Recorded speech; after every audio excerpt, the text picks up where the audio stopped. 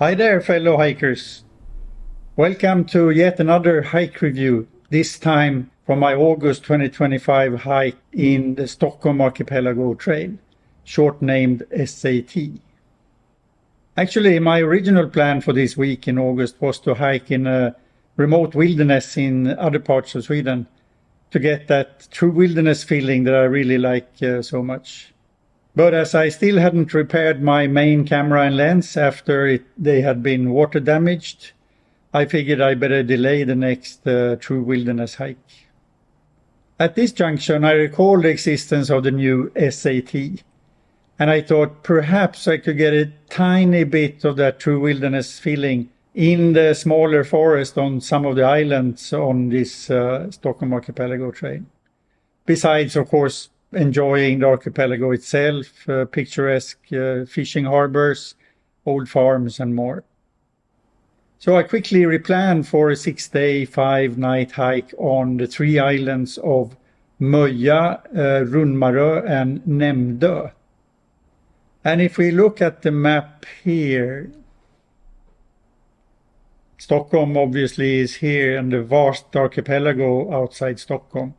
The 3 islands I chose for this 6-day hike are these 3 islands here, Moya up here, Maro here, and then down here, Nem. For a while I was considering some of the islands down here, Utö, etc. Because I like less populated areas, near to the open sea, etc. But since these islands are part of a military protection area, there are no drone flights allowed here at all. So I chose for this first sort of test of SAT, I chose these 3 islands up here. In this review, I'll share some more details of my hikes on these 3 islands. That said, this is not like a complete review of SAT. It is rather a review of the hike I chose to do on 3 of the same islands forming part of the SAT. Okay, so then let's get into the day-to-day stuff.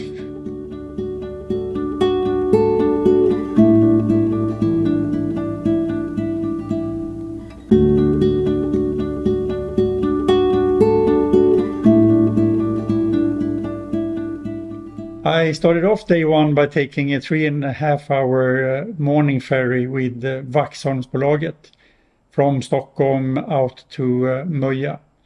And I disembarked here at the Ramsmora jetty. I did consider buying the Vaxholmsbolaget's multi-day 5-day ticket, but they didn't have any discounted fare for me as a senior, so it was actually cheaper to buy single tickets for each end-to-end journey, in this case from Stockholm to Moya.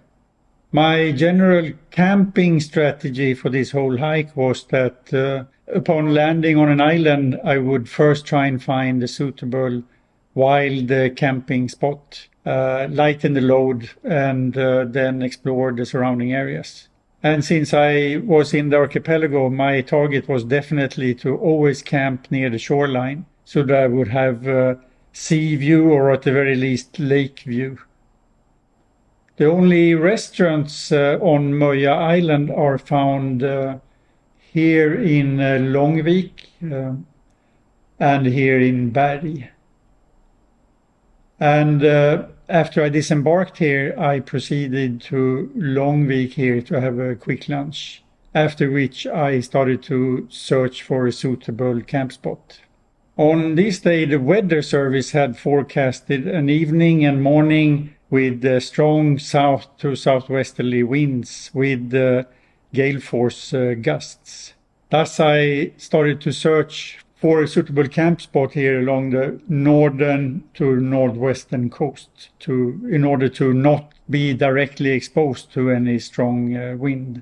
Another thing affecting my choice of wild camping spot is allemansrätten, by which I should not camp near or within sight of residential building.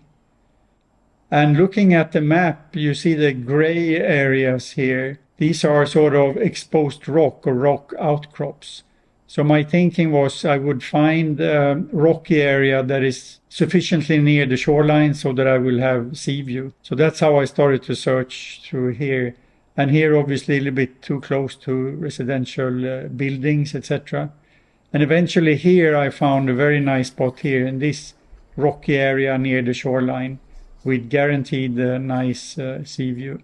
Another thing to note with regards to wild camping spot selection on these islands is that the soil layer is quite thin, and thus the root systems of the pine trees is also quite shallow. So it's best not to camp near a larger tree whenever strong winds are expected. After I had pitched my tent here, I relaxed for a bit in my camp chair, looking at the sea view, passing boats, etc. And then I proceeded to explore the surrounding area here, walking on the nature paths around these two lakes. And the nature paths are quite nice. I mean, it's always nice to be in the forest, to hear lots of birds singing, etc. And at least I spotted a couple of roe deers resting in a field late afternoon. As I finished this hike around the area here, I stopped for dinner in the same restaurant again in Långvik as I had lunch, and then went back to my campsite to enjoy the sunset before the next day's bad weather was going to hit.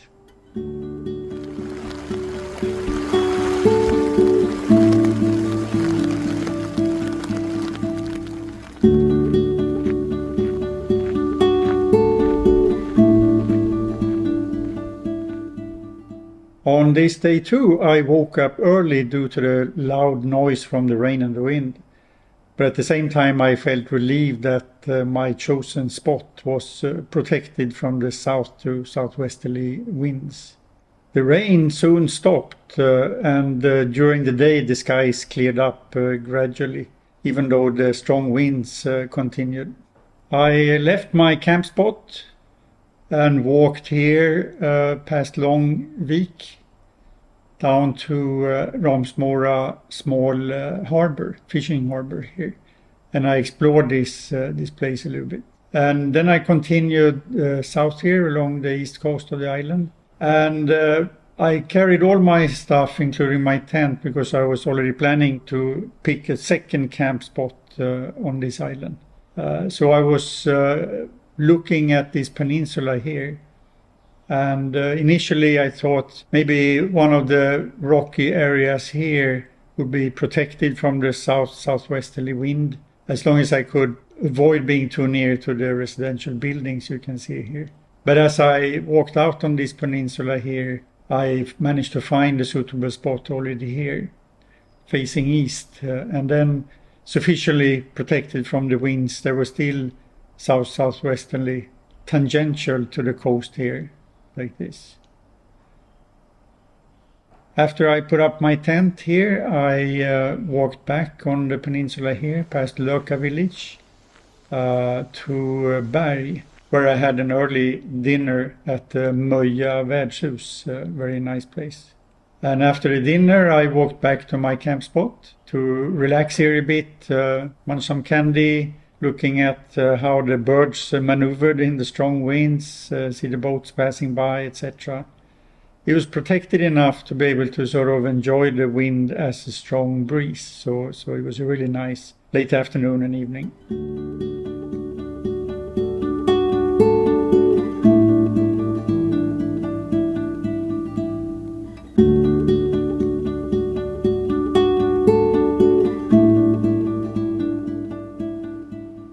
In the morning of day 3, I packed up my tent and headed back to Berg here, where I enjoyed a breakfast on fresh, yummy pastry from the bakery at Moya värdshus. I also spent some time leisurely exploring Berg Harbour, including making use of its shower facilities in the guest harbour. And then I finished off my stay on Moya Island with an early pizza lunch. After which I boarded the ferry towards Maro. So this is where I arrived on Maro And as usual, I started to look for a campsite. But I had already noticed on the map before that much of the western coast here, west and southwest, is really full of buildings. It's really built up. So in order to find a sort of wild camp spot with some water view, if you put it that way, I was actually focusing from beginning here on this lake, Vitträsket. And though I had to walk through a sheep pasture to eventually get to a suitable camp spot, I did find one here, right on the shoreline here of the lake Vitträsket. So once again, I managed to get my sea or lake view in this case. By the way, I think I should explain the trail markings in my maps here. If you see the red marked trail here, that's the SAT trail that they have in their guide. Whereas the blue marked trail here is what I chose to hike. So you can see in some places there is overlap. So I did follow the SAT trail. Whereas I also chose to go my own way in some places here. So that's the explanation of the trail markings. After I'd put up my tent here and relaxed a bit, I hiked back to this junction here to have dinner at a restaurant called Svängen. And then after dinner, I walked back here, and by pure chance, I encountered a herd of fallow deer here at this field. They surprised me, I surprised them, so it was a very brief encounter, but it was nice to see some mature adults with larger antlers. After this encounter, I proceeded to my campsite here, and as usual, I got lazy in my camp chair, enjoying the evening views and the sunset.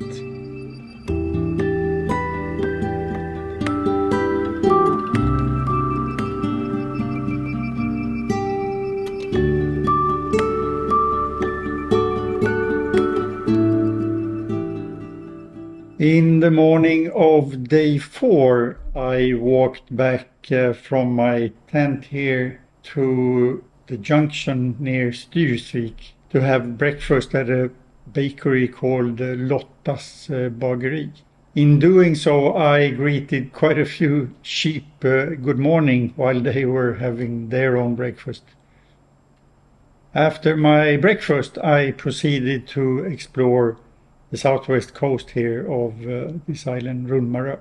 And my plan here was to get to what was supposed to be a guest harbor in Solberga to hopefully have a shower, etc. there. But it turned out to be more like a guest jetty, not a full-fledged guest harbor. So they didn't have any such facilities.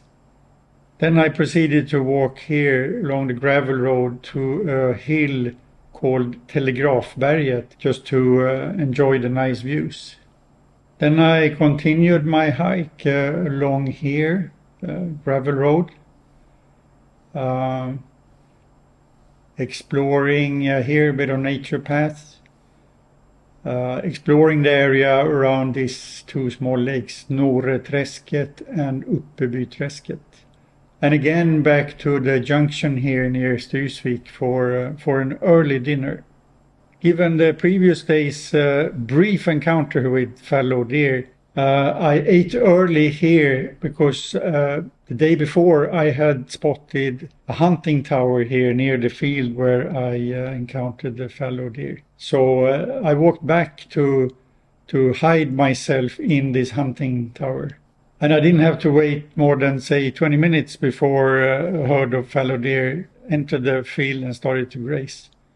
About 1 hour later, after I had shot some video with my smartphone, because my main camera and lens was still in for repair, I slowly and quietly descended from the hunting tower here behind some bushes.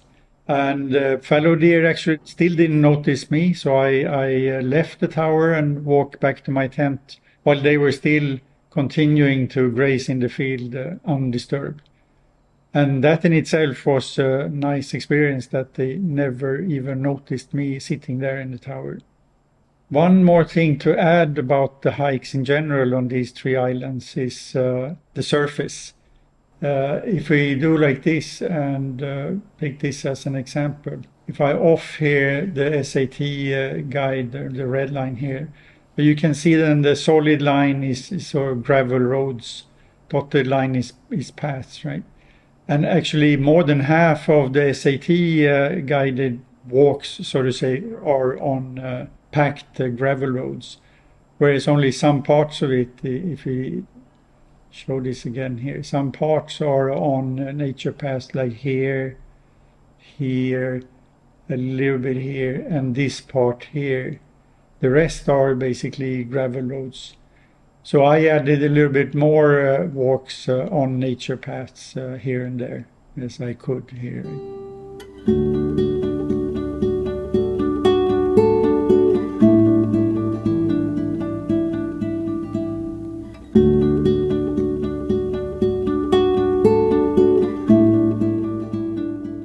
On day 5, I enjoyed an early morning by the lake, then packed up my tent and walked to Styrsvik to catch the ferry to Nämdö, again transiting in Stavsnäs. Upon reaching Nämdö Island, I disembarked here at Östanvik Jetty. And as it was early in the day, I had the opportunity to choose the best tent spot at Skäluddens Tältplats here. As such, I could again get a camp spot with sea view, and this time without having to do wild camping. That said, the only facility available at this camping site was a composting toilet, which was so full that basically nobody could use it. So it was almost like wild camping anyway. After having put up my tent, I started to explore Nämdö, walking south here along the southeastern coast on the only proper gravel road on this island, actually. Besides encountering a hasselsnook snake on the roadside, I also spotted a few deer grazing on an open field not far from the gravel road. And then I walked past the Nämdö church and had a look around the church and continued to Solvik for lunch at the Nämdö Krogen. After some lazy time in Solvik, I had my usual early dinner, this time at Nämdö Bageri and Pizzeria. An early dinner that gave me time to do a loop on the nature trails to Långvik, in the hope of spotting some wildlife along the way. No luck with the wildlife, but to see the Långvik Bay with its natural anchorage for sailing boats and even sailing ships was very nice.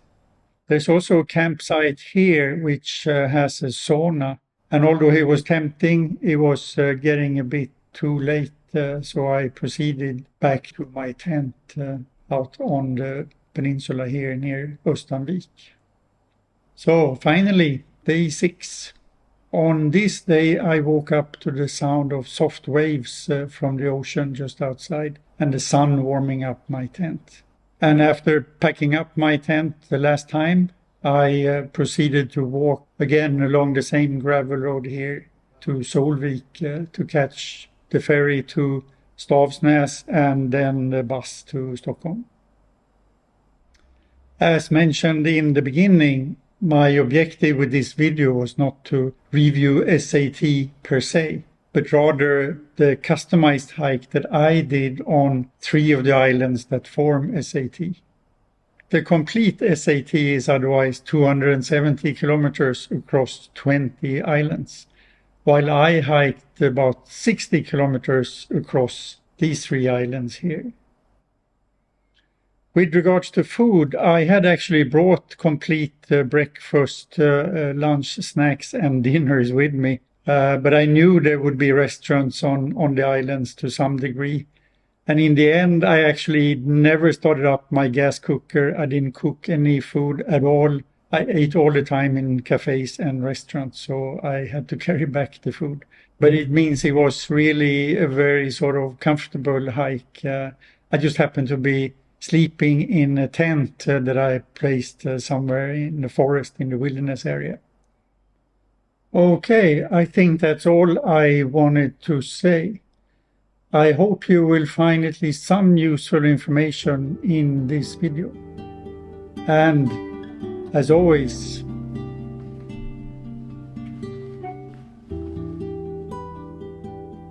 happy hiking!